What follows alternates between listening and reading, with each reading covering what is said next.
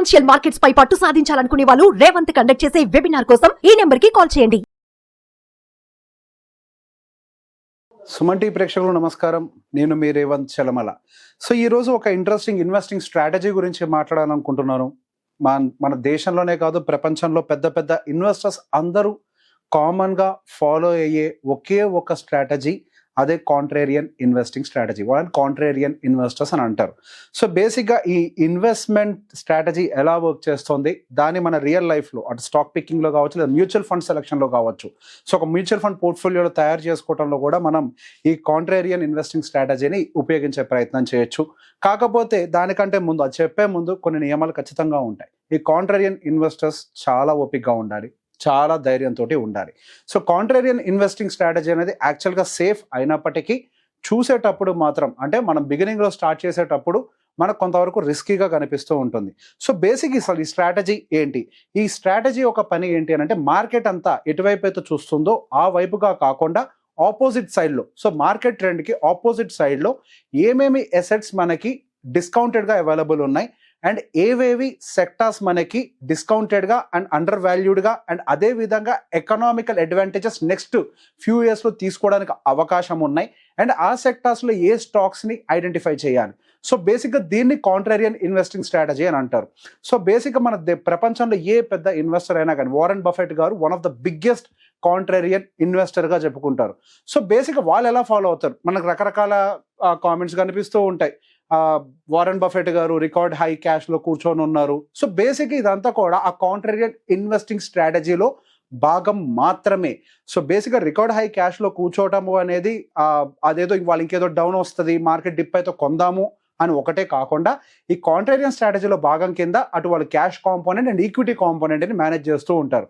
So ఈ contrarian investors అందరూ కూడా కొంచెం కాన్సన్ట్రేటెడ్గా ఇన్వెస్ట్ చేస్తారు. కాన్సన్ట్రేటెడ్ ఇన్వెస్టింగ్ అని అంటే ఏదో ఒక సెక్టార్ ఆర్ స్టాక్లో అవసరమైతే ఎక్కువ మనీని పంపించేయడానికి కూడా ట్రై చేస్తారు. సో సహజంగా అనుకుంటాం, డైవర్సిఫికేషన్ లేకుండా కాన్సన్ట్రేటెడ్గా ఇన్వెస్ట్మెంట్స్ పెడితే మన పోర్ట్ఫోలియోకి రిస్క్ కదా అని.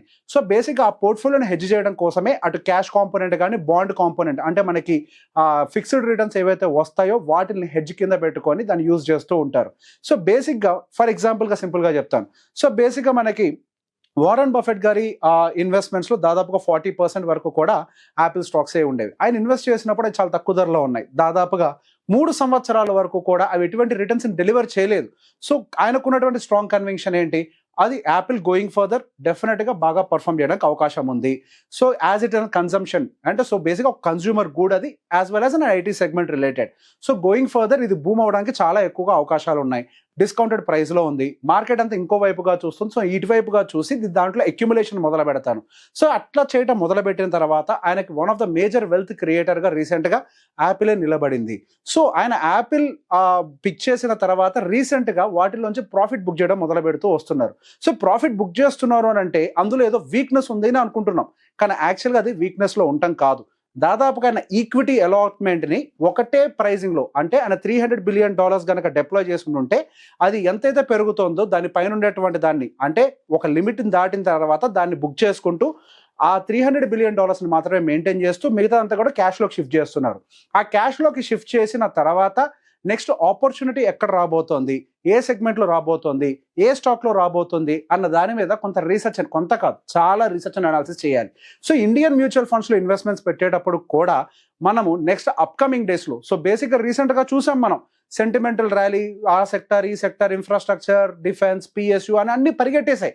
అందరూ అటువైపుగా చూస్తున్నప్పుడు ఆపోజిట్ సైడ్లో అటు కాకుండా మరొక వైపుగా వెతుక్కుంటూ ఎక్కడ ఇన్వెస్ట్మెంట్ ఆపర్చునిటీస్ ఉన్నాయి, ఏవేవి ఫెయిర్ వాల్యుయేషన్స్లో ఉన్నాయి, నెక్స్ట్ ఎకనామికల్ చేంజెస్ వల్ల, అంటే అటు ప్రభుత్వం తీసుకురాబోయేటువంటి రిఫార్మ్స్ అయి ఉండొచ్చు, లేకపోతే ఆర్బీఐ దగ్గర నుంచి రాబోతున్నటువంటి పాలసీస్ అయి ఉండొచ్చు, మానిటరీ పాలసీస్ అని అంటాం, వాటి వల్ల కానీ ఏ ఒక్క దాని వల్ల కానీ రాబోతున్నటువంటి సెక్టోరియల్ మూవ్స్ ఏమైనా ఉన్నాయని ఐడెంటిఫై చేస్తూ ఆ మ్యూచువల్ ఫండ్స్లో కూడా మనం పెట్టుబడులు పెట్టినట్లయితే ఇనీషియల్ స్టేజ్లో మనకు డిస్కౌంటెడ్ ప్రైస్లో ఉంటాయి, అండర్ వాల్యూడ్గా ఉంటాయి. సో నెక్స్ట్ మూమెంట్ ఉంటుంది. సో ఇందులో ఇంకొక రిస్క్ ఏంటి అంటే, డిస్కౌంట్ ఉంది కదా అని చెప్పి ప్రతి దాంట్లోకి ఎంటర్ అయితే అక్కడ కూడా నష్టం జరుగుతుంది.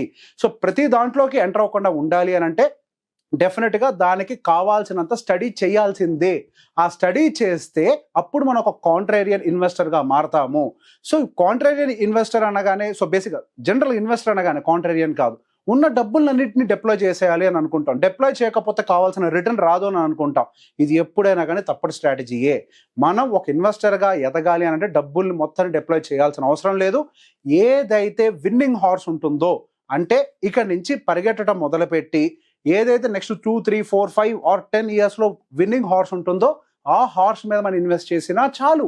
మిగతాదంతా కొంత మనం క్యాష్ కాంపోనెంట్లో పెట్టుకున్నా కానీ మనం రెగ్యులర్గా డైవర్సిఫైడ్ ఇన్వెస్ట్మెంట్ పోర్ట్ఫోలియోతో కంపేర్ చేస్తే బెటర్గానే రావచ్చు. అక్కడ ఆయన రిటర్న్స్ ఎంత ఉన్నాయి?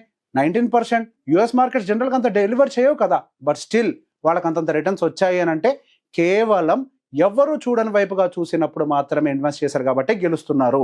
దీనికి ఒక మరో ఉదాహరణగా చెప్తాను. మనం పరిగెట్టే గుర్రాన్ని ఎక్కాలి అంటే చాలా కష్టం.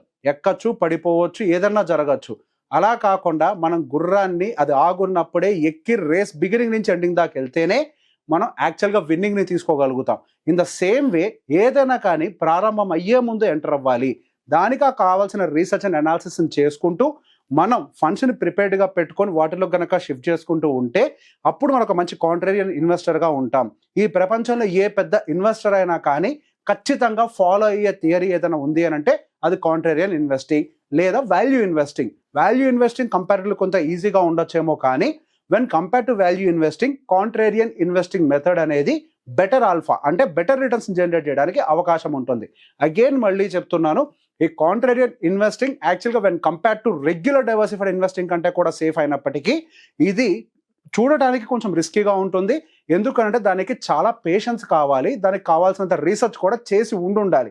ఎప్పుడైతే మనం ఈ మెథడ్లో ఇన్వెస్ట్మెంట్స్ పెడుతూ ఉంటామో there is a very high probability of winning in మన even in mutual fund investors.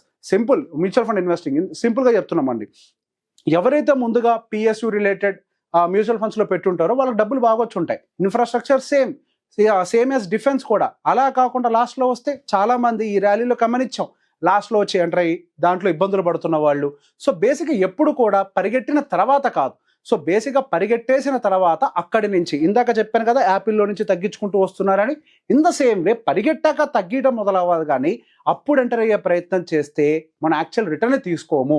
ఈ ఒక్క లాజిక్ని కనుక మనం అర్థం చేసుకొని ఇన్వెస్ట్మెంట్స్ని మొదలు పెడితే అది కుడ్ బి ఎనీవేర్ అండి. అది ఈక్విటీయే కాదు, అది మ్యూచువల్ ఫండ్ కానివ్వండి, లేకపోతే రియల్ ఎస్టేట్ కానివ్వండి, లేదా గోల్డ్ రిలేటెడ్ ఇన్వెస్ట్మెంట్స్ కానివ్వండి, ఎటువంటి ఇన్వెస్ట్మెంట్ అయినా కానీ ఈ పద్ధతిలో కనుక అనలైజ్ చేసి పెట్టుబడులు పెడితే మంచి రిటర్న్స్ రావడానికి అవకాశం ఉంటుంది. దానికి ఓపిక ఉండాలి. 1-2 సంవత్సరాలు మూమెంట్ ఉండకపోవచ్చు, కానీ లాంగ్ టర్మ్లో డెఫినెట్గా మంచి మూమెంటం ఉండడానికి స్టడీ ఉంటే, మన కన్విక్షన్ ఉంటే డెఫినెట్గా విన్ అవ్వడానికి స్కోప్ ఎక్కువగా ఉంటుంది. ఈ వీడియో కనుక మీకు నచ్చినట్లయితే ఈ స్ట్రాటజీ ఎవరెవరికి అవసరం ఉంటుంది అనుకుంటున్నారో వాళ్ళందరికీ షేర్ చేయండి. Thank you very much.